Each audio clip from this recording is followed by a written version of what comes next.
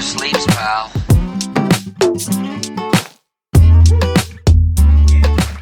Welcome to Money Never Sleeps, a podcast that looks inside the head of entrepreneurs and at what makes them do what they do. A wise person once said, "The world is more malleable than you think, and it's just waiting for you to hammer it into shape." We talk to entrepreneurs doing just that and try to find out why. I'm Pete Townsend, and this is our 10th episode of Money Never Sleeps, a podcast kindly sponsored by Top Tier Recruitment, a specialist recruitment consultancy in fintech and financial services. In this episode, we talk to Hesus Inoma, founder and CEO of WeSavvy, who are enabling your lifestyle to dictate your insurance. I first met Hesus in 2016 at an InsurTech event in Ireland, and I was immediately fascinated as he told his story on stage of being a big guy that decided to get fit and then asked why the size of his insurance premiums didn't follow suit to the shrinkage of his waist size. Hesus didn't like the answer he got from his insurance provider and decided to do something about it, but not just for himself, and WeSavvy was born. Hesus tells his story far better than me, so on with the show. Hi everyone, welcome to the 10th episode of Money Never Sleeps. We're here in the offices of Top Tier Recruitment in Dublin. I'm Pete Townsend. And I'm Owen Fitzgerald. And we're here with Hesus Inoma, founder and CEO of WeSavvy. Welcome to the show, Hesus. Hi guys, thanks for having me. Awesome, thanks for coming. Just to get started, you want to maybe tell us about WeSavvy and what it is that you do? Sure, we help insurance companies initially, financial services providers, reinvent their experience around their customers. So initially we started around the wearable space, so we help them understand the customer better. By understanding the customer better, they build underwrite better as well at the same time. Just getting into the whole experience of trying to connect customers closer to insurance. Exactly. Yeah. One of the times we first met, Hesus, you kind of told me that insurance companies have such a massive opportunity by the fact that they have this relationship with a customer, but they generally only talk to them once a year when their policy is up for renewal. Yes, Peter. And there's a lot more to engage with them on. Exactly. I think you guys know the story more or less how we actually went about building the WeSavvy, why we felt there was an opportunity to win in this space. Myself, working within the industry, was a period I saw a picture, and I always go through this picture, and every time I'm talking about WeSavvy, I looked at myself, and I was massively overweight. The joke is I looked at Mike Tyson on the picture itself, right? When he was not in shape. So I decided to myself, let me change my lifestyle, New Year's resolution. So I began, let's do this. And I did a lot of 5Ks, runs, walks, cycles, and I lost a ton of weight in 2013. And in 2014, the joke is I transitioned from Mike Tyson to Usain Bolt. Can you run as fast as Usain Bolt? Not yet. Okay. I'm trying. But you can't fight like Mike Tyson anymore. Not anymore. No. Yeah, But the funny thing happened was in 2014, I lost, became a better risk for the insurance carrier when my health insurance policy went up. So that year I was like, okay, I made a fundamental change to my risk, and they didn't catch it itself, right? I switched my health insurance policy, the same with my life insurance policy, switch carriers. And then I decided, okay, there's a fundamental problem here. Let's look at the model. And that's what we're talking about here, Pete, is the touch points. They only have 3 touch points really to engage with the customers. It's a sale, renewal, and claim alteration. And they're all negative touch points. I'm sure you guys have been there where an insurance carrier comes to you, ask for money, come and renewal, ask for money again. They're all negative. Oh, yeah. So, I'm just trying to get a discount. Exactly. So is everyone. Yeah. I mean, that's the only reason you change. I'm ultimately. Like, you tell me the premium, and I'm like, I want less. If you can't give me less, I'm going to go to somebody else and get it. That's it. So it becomes a kind of price war, right? It can only be shifted at the bottom that way.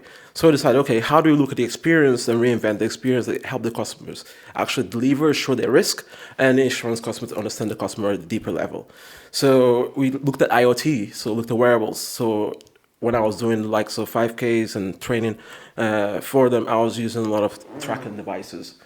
So we accumulate all this data in one place. Why can't we show it to an insurance company? So, okay, I changed the risk. You actually should look at this in a different manner, my policy itself.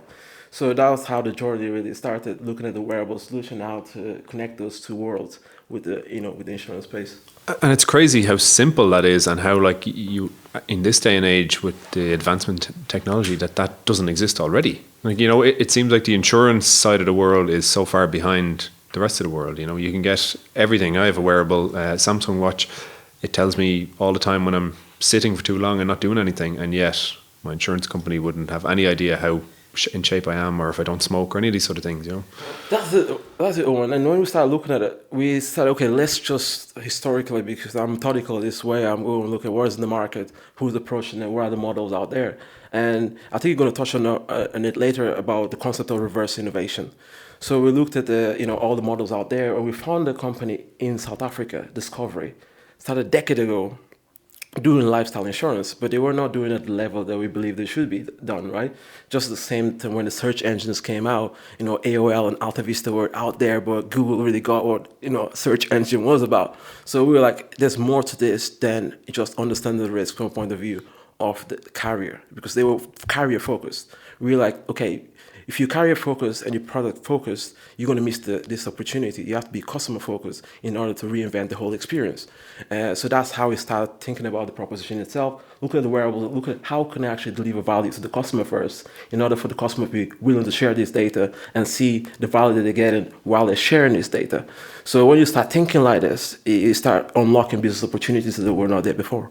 Yeah, my friends from 11FS who do some wonderful podcasts themselves as well, they talk about jobs to be done and what is the job to be done for the customer, right? One of the best examples that I've heard is that lots of the back gardens here in Ireland are quite small, and so people need quite small lawnmowers, right? Mm-hmm. And some people love to cut their grass because it's therapeutic. Others are just like, well, it's a job that needs to get done. What's the best lawnmower to build? Well, let's make it lightweight. Let's make it have a cord that we're not going to run over. Let's put a little camera on it so that I can use Instagram to take a picture of my lawn and post to all my friends to show them how well I cut my grass, right? But what is it, the job to be done? The job to be done is to have short grass. So wouldn't it be great if we just had lawn seed that only grew to half an inch, right? That is the true job to be done. So move it away from, how do I build the perfect lawnmower to how do I get the job done for my customer, right? Exactly. You and I were talking about last week before you came on about what's going on and what's happened really in Kenya in the last number of years with M-Pesa, and how you're looking to make the best use of what you have at your disposal, and the 2G network in Kenya, and how phones operate on 2G, because that's mostly of what's available, and how M-Pesa was built on text messaging, on SMS. And understanding that there is a need for the customer to be able to move cash around pretty quickly and do it in a safe way. There's an interesting idea that starts moving around IoT when you start thinking about 5G, right? And what 5G makes possible out in the world. Is there kind of a next wave of technology development that you're kind of hooking onto and saying, well, when this happens, that our value proposition will go through the roof? Or is there enough there right now for you to say, listen, look at us, look what we're doing. We're really going to help you, Mrs. Customer, sort things out with your insurance? I think the way we look at the world is slightly different. So we're looking at a great industry, insurance industry. I fundamentally believe it serves as a part in society and it helps emerging nations or nations as a whole, evolve, right?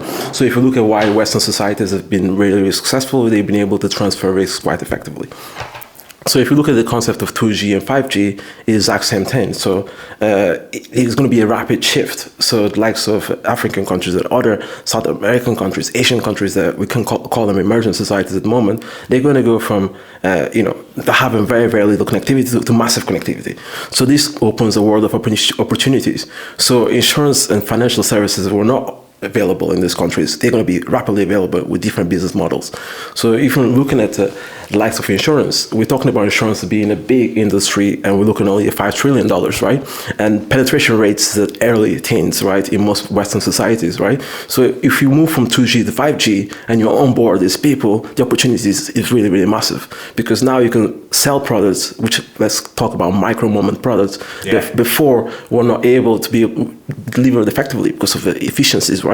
So when you move from 2G to 5G, you're able to deliver, understand risk, and you unlock some massive opportunity. That coming back to what you just said, is not race to the bottom, it's race to who is going to be able to capitalize on the future opportunities that come into the market itself, right?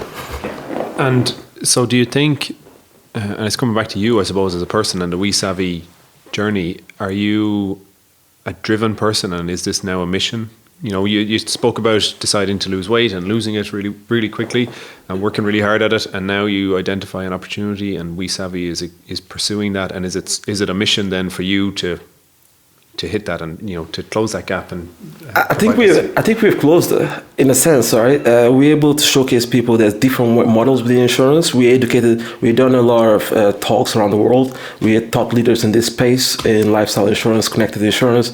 It just came back there, from McKinsey conference, talking to all their clients and help them think about new generation products, new generation of customers. I think we've done a massive around the world, not only from Ireland, globally, right? But for me, I'm very much passionate about the industry itself. I believe in, I come from a poor background, so understanding risk and understanding how to be able to take on more capital is essential, right? So I was born in a survival mode. So why, people talk about money makes money is because they're able to transfer risk and they're able to take on more risk, right? So in order for myself to become independent, I have to quickly understand how, the value of money and how to make more money, etc. And insurance not only makes money, it helps societies evolve. So when you combine the two, it becomes something that you can fundamentally believe in and wrap your head around, right? So I think my mission was not about WeSavvy, it was about bringing the industry to the next level where it needs to be at. WeSavvy was a vehicle, and with WeSavvy, you just touched barely on lifestyle insurance, but there's so much opportunity within the insurance space and different models coming to the non-life space, to health space, to protection, retirement and savings. I think it's going to be very exciting in the next years when we're talking about really robo-advice, right? How can we do algorithmic retirement savings products, right? Wow. So these are the kind of things that excites me and gets me up in the morning because the industry itself is ripe for transformation and is a societal good. So you can actually do good while you're actually within financial services. And you just mentioned there, the being able to move into other verticals. How quickly do you think that's going to happen? I mean, with the technology that you guys have built so far and being able to take on new segments, is that something that's in the near-term horizon or in the more medium-term horizon? Coming back to the broad education of the industry, and it's a journey. So like anything, we talk about AI. Is AI ready to be deployed at scale? No. Is blockchain ready to be deployed at scale? No. But it's a journey. So if you build the industry and your partners on this journey, when this technology then catch up, they're there, ready to actually capitalize on the opportunity itself. Yeah. So for us, when we look at the space, we're like, how do we create the thinking for people to be able to visualize the opportunity? So it's about, us sitting in a space and talking to the C-suite players and saying to them, why can't we create one policy that revolves around the consumer? I want a motor insurance policy, okay, fine. Now I want to slot in my bike insurance, I slot it into the same thing. Yeah. And I want to slot in my life insurance policy, I slot it in. Why does this product not revolve around me? Why do I have to revolve around the product? Yeah. I think that's key. People want to look at these things because the opportunity is there. I think the market has shifted. I think we're part of the move. When we started, people were still discussing, is the instech or insurtech? They're still trying to find out the phrase, right? But we were saying, it's not about the technology itself. It's about a reinvention of the business model. There's not going to be an Uber in insurance, right? Because there's regulation, in a sense. I'm listening, and it sounds, when you're talking about it there, and it sounds like a field of dreams moment, and a kind of build it and they will come sort of piece.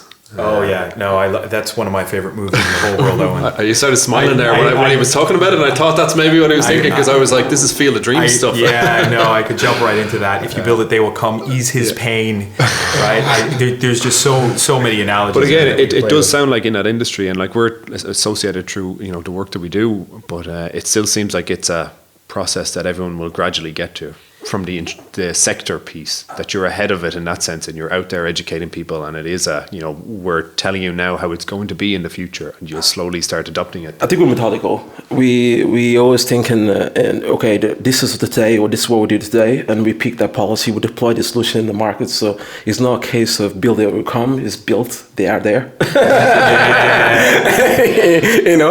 But we're able to say, okay, this is where we are today, we're going to work together to reach this utopia, right? So I think when you addressing clients, be it in any given space, you have to understand where they are today if you want to sell them today. But at the same time, you have to bring them saying, okay, how do we contribute to this industry and move it forward? I think that's the key, right? We have to be dreamers. As an entrepreneur, entrepreneur, you have to be able to conceptualize things. You have to be able to think differently, think outside the box, because we're all thinking the same. Now we're actually talking a lot about diversity within the workplace and ways of thinking. Diversity is not only sex; it comes from experiences, it comes from different backgrounds, etc. And that brings critical thinking. And I went to the University of Limerick, and I did 4 years there. Met people from all over Ireland. I think that was one of the brilliant foundations when understanding Ireland, because you meet country people from everywhere, you meet city people, you meet all sorts, all walks of life. You're our second guest from the University of Limerick. Yeah. Maya Santa Maria, who was on episode 5, she came right from Spain and went to University of Limerick. You had to stop before you got to UL, right? Yes, I had to stop in Dublin, and then I went to immerse myself in the experience, which is the University of Limerick. I think university is an interesting case in terms of university, how they're structured. They bring a lot of abroad students, but they also get that mix from different cultural backgrounds and different counties, and how they structure their courses as well. So I did international insurance and European studies there. So insurance straight away, the core. But then I did Erasmus as well. I was built in the program. I went to Spain for 6 months. Not only I did the Erasmus program, but the interesting part, I was able to do some very interesting modules. It was about understanding society. So I did like some philosophy, macroeconomics, this modules that helps you think in a different manner, right? So in a sense, I think coming from Portugal, philosophy was a key foundation, right? So because if you understand society, you understand things around you, how they evolve, you're able to impact change, right? And I think how Limerick built that into their courses and then created the experience within the campus for different people to have open conversations and have debates, critical thinking, I think it helped quite a lot. And when you're open to listen to other people's point of views and being able to understand, empathize, see where they're coming from, then you're able to solve problems and you're able to dig deeper into the issue, you're able to dig deeper into the why, right? Simon Sinek made a brilliant TED talk about the why. I think the why is, if you ask why once, fine, but do you want to know the 3, 4, 6, 7 whys, right? And then when you start digging deeper and peeling the layers, then you get to something very special. And I think with the initial stages of getting to something very special in the financial services space. That's fascinating. What you're getting into and talking about the curriculum is really kind of the whole core of empathy with your customer and finding out what they need. And so you're saying kind of the educational process of going through this prepared you for, well, what was after that, about 5 or 6 years in insurance, right? Where you cut your teeth, but then delving right into entrepreneurial mode. And you talked about you've always been in survival mode. You're a bit of a dreamer, which is awesome. So am I. How did that transition go for you from, okay, out of university into, your first job, then into your second job, but then after that where you said, listen, I'm just going to go do this. How have things gone for you personally since you made that decision? I'm going to go for this. It was an interesting one because I built myself to be more of an entrepreneur. I didn't set myself to be an entrepreneur. I did the University of Limerick. I went then to do a postgrad in financial services. Became a chartered bank. I did other qualifications within insurance, qualified financial advisor. Work within the industry. Chartered insurer, the whole lot. I was setting myself actually up to do a PhD or MBA, really. Right. At the stage that year. And all these changes happened to me, and I was like, okay, I think it's a problem that needs to be solved. I think I'm fit to solve it. my background helped because you need to really understand, the intricacies within the industry to be able to solve, be an insurtech player. I don't think someone from the outside could come in and, effect change. So then I said, okay, why not, right? It was either MBA, or or an insurtech startup. But I felt like the industry needed that particular point in time, and the island could set itself as a position of the insurtech or fintech hub for the rest of Europe. The Brexit hadn't happened, but the infrastructure we had in place, I knew it was amazing. Yeah. So I was like, okay, why don't we, we lead the industry in this space. So we set ourselves to build a company and quit my job and, started building the WeSavvy. But the funny thing that happened was actually my parents and my family had an intervention when I said I was quitting. They had an intervention. Wow. Yeah, they had an intervention. Like, the way, like, are you serious? Crazy. Give you a job. Yeah, exactly. So well educated, good job, and then just done. Sorry. Exactly. But then I explained to them there was more to it. Still within the insurance space, this was the mission, and this was the vision, and this was the belief, and this is why. And then they went into a lot of the whys, and they said, okay, it makes sense. And then I talked to a lot of people within the industry as well, senior leaders and younger, like-minded people. And then we got to, okay, this makes perfect sense. And then I jumped and did it. But it was funny because they all brought me into a room. And It happens. I mean, I used to work in Barclays corporate, and after a number of years there, I decided to take some time off. And my parents and other people thought, what are you doing? You're leaving a good job in a good place. But, sometimes you just need that change to step away from it and start pursuing something else, because it's your career. You got to take control of it. That's right, Owen. That's right. Yeah, I think, the same thing happened to me when I left the corporate world. I met with one of my contacts a few months later, and he kind of looked at me incredulously. He's like, "Pete, you're at the top of the world. Leading the charge on this, that, the other thing." It's like, what is it? Why did that happen? And I said, well, listen, sometimes you just have that entrepreneurial itch, and it was just time to scratch it, and that's it. And what I found is that, in the last year and a half since doing this, that, you got to free yourself to be yourself, right? You just can't do that within the corporate world all the time where you're subscribing to someone else's value system. Have your core values made it into your business? I think they have. They always have been there. So it's about inclusiveness. How do we bring the people in, make the industry fair and transparent? How do you create opportunities for people, right? So insurance, in a sense, is built for to take risks, right? But we as an industry have lost ourselves, that we're not taking risks anymore, and we're just underwriting and pricing what we know, right? So I think that was a key foundation of the WeSavvy. It was, how do we help people that are being pushed out because they cannot afford insurance anymore? How do we bring them back in, and how do we make this risk understandable to insurance companies and able to price? So that was really, really key on what we're doing. But I think the entrepreneurial niche, I think you're right on it. So if you feel that you're set to do it, go ahead and do it. But I don't think everyone needs to be an entrepreneur. With that said, I think companies can innovate from within. And specifically in the industry that we are in, I think there's a lot of innovation that can come from within. And that's what going to cause us change, because we need numbers. It's a numbers game. In the financial services, you need volume to really shift models. So insurtech players we have today will be pretty much different, fintech players as well, from what we're going to have in the future. So if we're talking about the challenger banks, and there might be some challenger insurers coming into fruition in the next year, I think the industry will look at them and say, okay, this is interesting. So they might go into an acquisition mode, acquire them and change, to catch up on the time that they lost. But they might say, okay, now they're able to do this. We have the volume.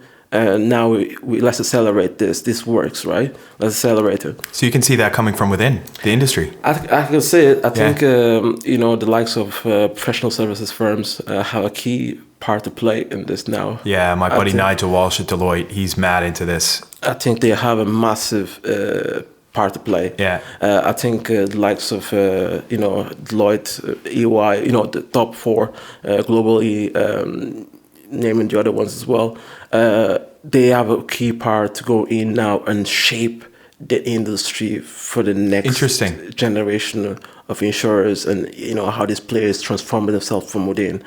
I think we're scratching the surface with insurtech. You can hear the big players in America. They're still scratching the surface in terms of numbers, in terms of getting the combined ratios right and other things. But what is happening is like it's helping now the incumbents, we call them incumbents, to question, right? And once they start questioning and the conversation comes to the boards, then they can start having some meaningful change. And when they're having a meaningful change, they need someone like a professional service firm to hold their arm and take them on that journey. What's the hardest decision you've had to make in this whole journey?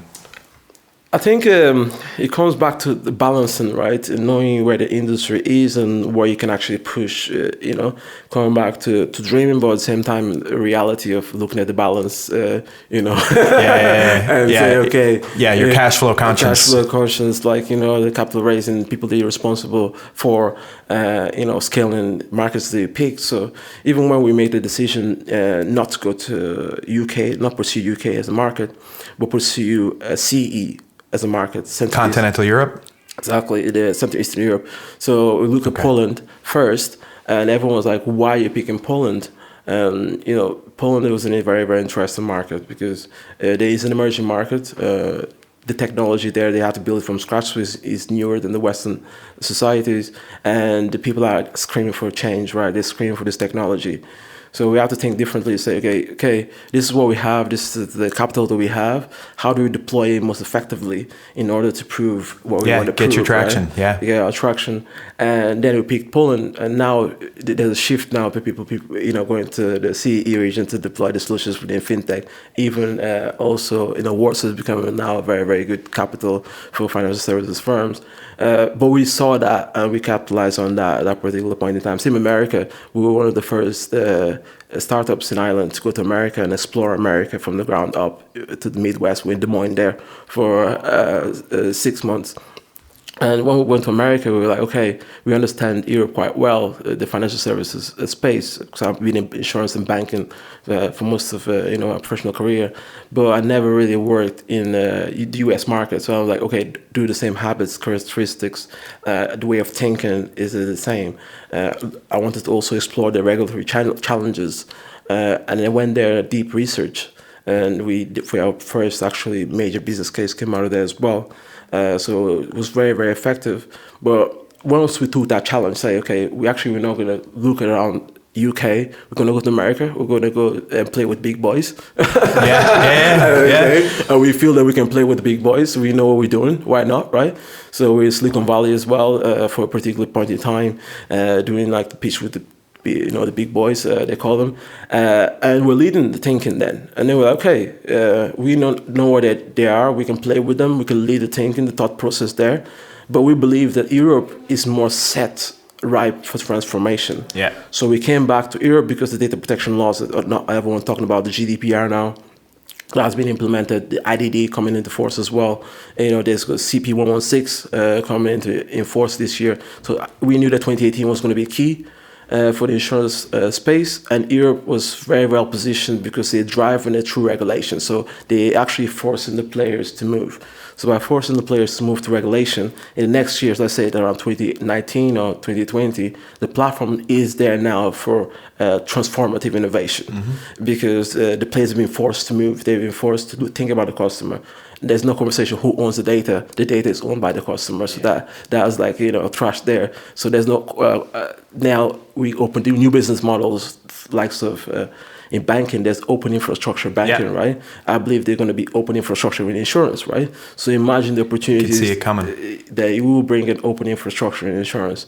So I think when we start exploring things, looking at things from different angles, out of necessity as well, right? So we went to US approve to the European market because when we started, this was quite new. So going there and proving it at the big stage was a big statement. and we wanted to make that statement at Huge that point in statement. time. Yeah. And then we came back and we said, okay, we're going to make another statement that we don't care about the UK in a sense. We care. Don't about, say that too loudly. No, as in like from a business standpoint. I think, Yeah. I think at that point now, of course, it makes sense to go to the UK. We actually deployed in the UK now, Yeah. UK and Ireland. But what I mean is thinking about being focused. As a startup, you have to be really, very focused. So at specific standpoints, you have to pick your battles. Eat what's on your plate. Eat what's on the plate, right? Don't chew too much. Don't chew what you can, exactly. chew, right? Yeah, no, it sounds like there's loads of opportunities there. It sounds like you guys are doing all the right things. Yeah. Listen, I think that kind of brings us to our natural final question. What is it people wouldn't expect to know about you? I think what they might not expect to know about me is the Magic Cards player.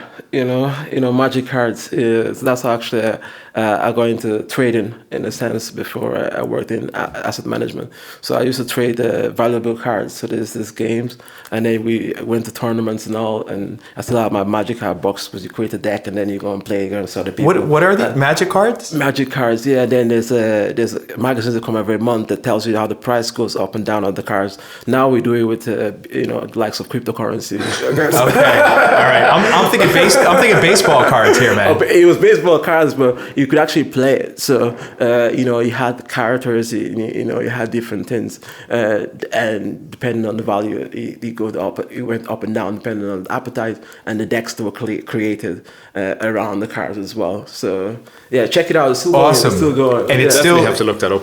That's the thing that will never, that never surprises me is that in the digital world, with everything that's going on and all the games people play, there are still physical card games that take place, right? And it's great. My kids do them with a Pokemon and all those types of things. But glad to hear it's all still alive. Yeah. Well, thanks very much for having me on the show today.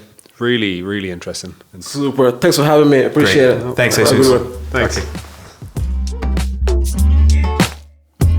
We'd like to thank Jesus for opening up his mind for the 10th episode of Money Never Sleeps, a podcast brought to you by Owen Fitzgerald and me, Pete Townsend, and sponsored by Top Tier Recruitment.